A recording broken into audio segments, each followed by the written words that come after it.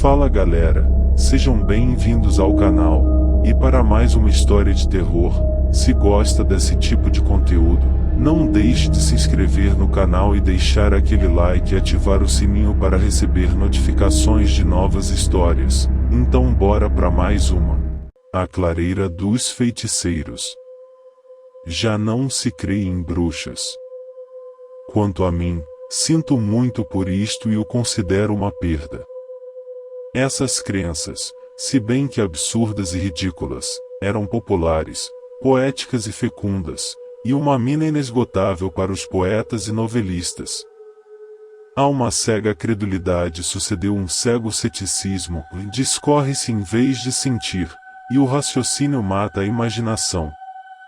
Na minha juventude, ainda se acreditava em bruxas e almas do outro mundo. Ainda me recordo de Thomas, célebre feiticeiro da minha aldeia, tipo original, que teria sido um belo achado para Walter Scott. Quando o conheci, há bem 40 anos, tinha ele mais de 80 anos. Era alto e esguio, e apesar de sua idade avançada, e teso como uma barra de ferro. Uma verdadeira múmia, parecia uma pele velha lançada sobre um esqueleto. Mas aqui falarei da Clareira dos Feiticeiros. Era pelos fins do estio, às 11 horas da noite, e a lua desprendia a custo um pálido clarão, o seu disco prateado desaparecia por entre as ligeiras nuvens que lhe formavam uma auréola. O ar estava sossegado, fresco e sem umidade.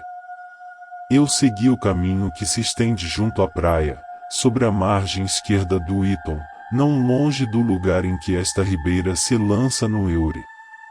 Eu deixava o meu cavalo seguir a seu bel prazer, é um costume de que ainda me não curei, embora lhe tenha achado seus inconvenientes. Tendo chegado ao pé das ruínas de um antigo forno de cal, debaixo de enormes nogueiras que o machado fez depois desaparecer, eu falo há 20 anos, de repente um grito rouco, e agudo e sonoro, partiu da espessa folhagem, vindo de cima, a pouca distância da minha cabeça. Cuidei ver passar uma espécie de sombra por diante de mim e sentir um sopro fresco e ligeiro. A voz sinistra continuou a fazer-se ouvir, enfraquecendo-se insensivelmente e, afinal, se perdeu no vago dos ares. A hora, a solidão, o silêncio, a escuridade, tudo contribuía a tornar esta voz aterradora. Confesso com franqueza, se não tive o que propriamente se chama medo, fiquei pelo menos sobressaltado. A mesma sensação teve o meu cavalo, que assim o provou saltando do caminho para a planície do lado direito. Veio a reflexão tranquilizar-me em breve, e não hesitei em crer que aquela voz era de algum mocho que, de cima do seu ramo, fantasiava como eu sobre o meu cavalo, e cujo repouso eu tinha perturbado. Eu ignorava, então, que o lugar em que me achava era pavoroso para todos os seus vizinhos, que ninguém ousava por ali passar só de noite, e, mesmo em companhia, ainda os mais bravos o não atravessavam sem tremer, e que, finalmente, acabava de correr o maior perigo, e soube-o alguns dias depois. 8 ou 10 dias depois, eu seguia o mesmo caminho. Mas era menos tarde, era ao pôr do sol. Divisei, diante de mim, em um lugar em que o caminho se partia em dois, um homem que olhava para um e outro lado, como duvidoso sobre qual seguiria. Ao chegar junto a ele, perguntou-me que caminho deveria tomar. O da esquerda, e respondi. Nesse caso, senhor, permita-me acompanhá-lo. De bom grado. Pelo que vejo, o senhor gosta de companhia. Ah, senhor, a noite se aproxima, e tomando esse caminho, é forçoso passar pela Clareira dos Feiticeiros. Se não o encontrasse, seguiria o outro, se bem que houvesse de torcer uma boa meia légua. Que Clareira dos Feiticeiros é essa? O senhor não conhece as 8 grandes nogueiras, junto ao velho forno da cal? É ali que o diabo celebra há um bom número de anos os seus conciliábulos e reúne todos os feiticeiros destes arredores. Se quiser ir um pouco mais devagar, e não me deixar antes da estrada real, permita-me, senhor, que lhe conte o que diz a tradição. Meti o cavalo a passo, e o meu bom companheiro começou deste modo a sua história, mas não sem interrompê-la com diversas distrações e perturbações de memória. Sobre a ponta desta encosta, por detrás da qual o sol se acaba de esconder, havia, há longo tempo, um castelo do qual nem ruínas existem mais, nem uma só pedra, nem um pedaço de ladrilho indica o lugar em que existiu. O diabo fez desaparecer tudo, como quem deseja apagar todos os vestígios de sua perversidade. Mas as velhas nogueiras, diante das quais vamos passar, lá ficaram para atestá-lo. O senhor deste castelo era um velho cavaleiro. Retirado do mundo depois de ter, por longos anos, mostrado a sua coragem e valor, ocupava docemente o seu tempo, os últimos dias que lhe restavam de vida, ora na caça, ora na cultura de suas vinhas, ora no cuidado de suas antigas armas, penduradas nas paredes da grande sala do castelo. Era rico, e nas planícies que o Iton rega, esses bosques que coroam as montanhas dos 2 lados do vale, e que se estendem a perder de vista, tudo lhe pertencia. Mas ele possuía um tesouro ainda mais precioso, em sua filha, a jovem e encantadora Isabel, único rebento de um casamento longo e feliz, mas cujo laço a morte havia cortado. Isabel era a consolação de seu velho pai no meio das perdas que o tempo lhe causará. Nas longas noites do inverno, ela lhe ouvia a narrativa de seus golpes de lança, ou de sua caçada da manhã. Guiava para o leito seus passos muitas vezes mal seguros depois da ceia. E finalmente, ia gozar o repouso da inocência depois de ter deposto o último beijo sobre a calva fronte do castelão. Sem isso, não dormia.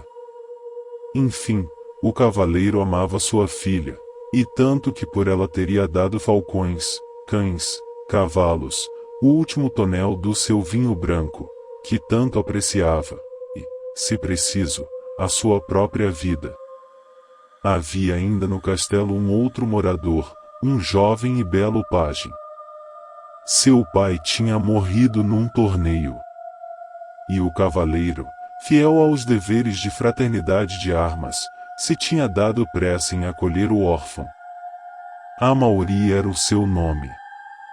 Era um pouco mais velho que Isabel e, se não fosse homem, podia competir com ela na beleza. Isabel tinha 15 anos, e Amaury 16. Como estavam sempre juntos, não tardou muito para que se amassem e fazerem um ao outro a declaração de uma ternura mútua, o que completou a aventura do rapaz. A inocente Isabel não cogitava senão do prazer de estar com Amaury. Amaury, terno e respeitoso, esperava com impaciência o dia de ser armado cavaleiro para declarar ao pai da sua querida paixão que por ela nutria.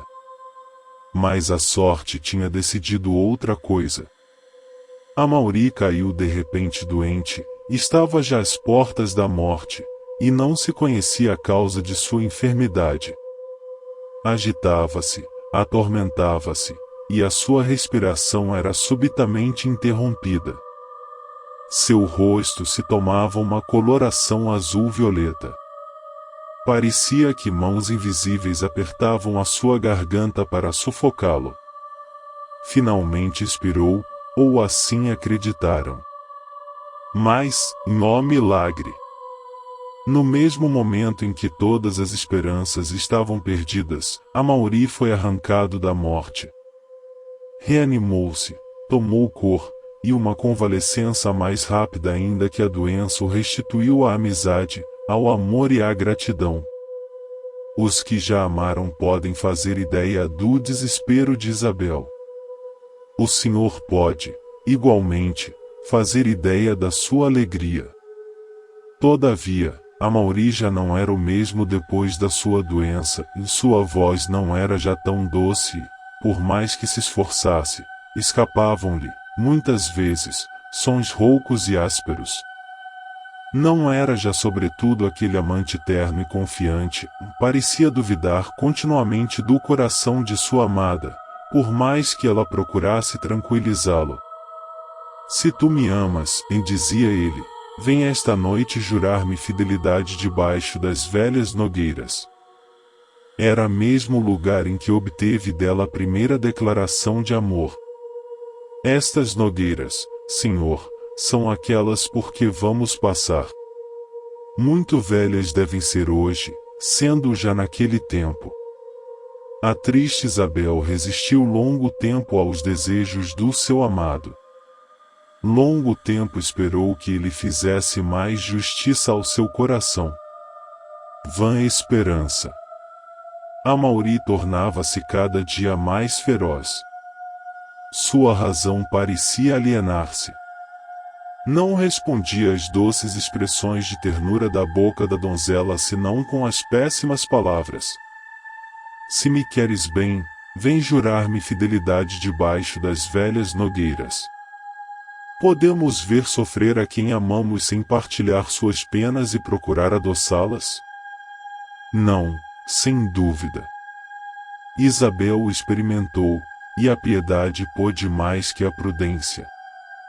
Corações gelados, que não conhecem o amor, poderiam condená-la. Quanto a mim, só tenho lágrimas a lhe dar. Injusto Amaury, disse ela, um dia, ao rapaz, nada pode trazer-te tranquilidade. Tu te comprases em dilacerar o coração da tua amada, duvidando de sua ternura. Já que assim o queres, irei, pois, renovar a ti os meus juramentos debaixo dessas velhas nogueiras, outrora testemunhas dos votos de que já esqueceste. Esta noite, quando forem 10 horas, e a lua puder guiar meus passos, espera-me na pequena porta do vale. A estas palavras fugiu como se estivesse assustada da promessa que fizera. E uma alegria feroz brilhou como um relâmpago nos olhos de Amaury. Se o notasse, a pobre Isabel talvez penetrasse os projetos do sedutor. Como pareceu longo à donzela o resto do dia. Contudo, achou que a noite viera ainda muito cedo. Com que pesar arrancou-se dos braços do seu velho pai. O quão penoso lhe pareceu o último beijo. Um sombrio pressentimento lhe dizia que naquela noite tudo acabaria para ela, considerava sua mocidade tão feliz, e tão rapidamente passada, e não ousava pensar no futuro. Já tinha soado na torre a 10ª hora. A lua brilhava sobre o horizonte. Isabel deixou, tremendo, o asilo feliz de sua infância e foi ter a porta do vale em que Amaury a esperava. Ela abriu a porta e ei-los no campo. De repente, a lua encobriu-se e perdeu a sua luz. Uma profunda escuridão envolveu o casal e o trovão ecoou ao seu redor. A mão de Amaury, como se fosse de ferro, apertava da trêmula donzela. Ela quis, em vão, parar. Uma força irresistível a arrastou e a fez chegar em breve às velhas nogueiras. Juras ser minha para sempre, disse Amaury, com um tom de voz que já não constrangia. Juro, e respondeu Isabel.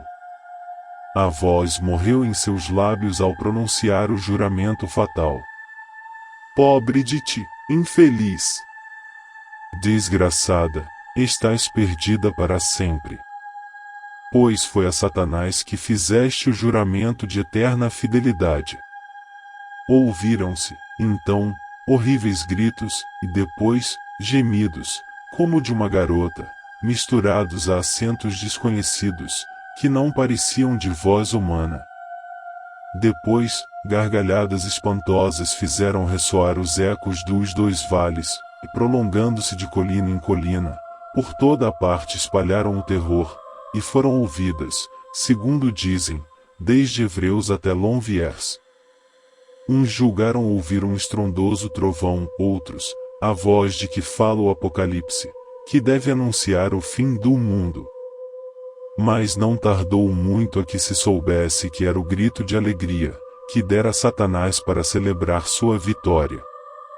Aqui fez o meu companheiro uma pausa, persignou-se com uma mão, e com a outra agarrou-se às crinas do meu cavalo. Passávamos, então, diante das pavorosas nogueiras. Passados alguns instantes, ele continuou a sua história. No dia seguinte, um pastor, que guiava seu rebanho para o pasto, divisou dois mortos estendidos sobre a terra, eram Isabel e Amauri. O Senhor bem vê agora o que houve, foi Satanás quem sufocou Amauri na sua extraordinária doença. Foi ele quem se meteu no corpo do jovem escudeiro, assim que a sua alma dele se desprendeu.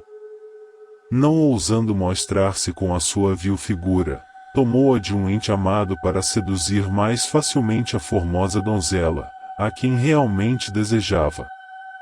Tendo obtido seu fim, abandonou o espólio terrestre, de que já não precisava. Recolheram-se os tristes restos dos dois desgraçados para se lhes fazerem os últimos sufrágios. Mas quando enterraram a donzela, acharam-se sobre o seu alvo corpo marcas satânicas, provas evidentes de que ela se tinha entregado ao diabo. Que são estas marcas satânicas? Perguntei. Ele me explicou como pôde, e eu entendi que se pareciam com esses sinais naturais em que a imaginação representa uma rosa, um fruto, uma violeta. Nós já víamos o lugar em que devíamos separar-nos, e o meu companheiro concluiu assim a sua história. O pai da pobre Isabel não tardou muito a fazer companhia à sua filha querida. O castelo ficou deserto, porque ninguém ousou habitá-lo, e caiu rapidamente em ruínas. Desde esse tempo, o diabo vem todas as noites visitar estas nogueiras, testemunhas da sua vitória. Todos os feiticeiros do país vêm também ali receber as suas ordens, e é por isso que este lugar se chama Clareira dos Feiticeiros. Eis aqui, Senhor, a triste história que lhe prometi. Ela nos foi transmitida de geração em geração. Sobre ela se tem feito romances e cantigas que se cantam ainda nos serões. E as mães a citam às suas filhas para lhes ensinar a desconfiar dos rapazes. Nisto chegamos à estrada real, e meu companheiro me deixou. E, conquanto o perigo estivesse passado, eu o vi apressar o passo e olhar diversas vezes para trás, não sei se com o receio de que Satanás fosse sobre ele para o seduzir. Fim. Se gostou, deixa o like e não esqueça de se inscrever no canal.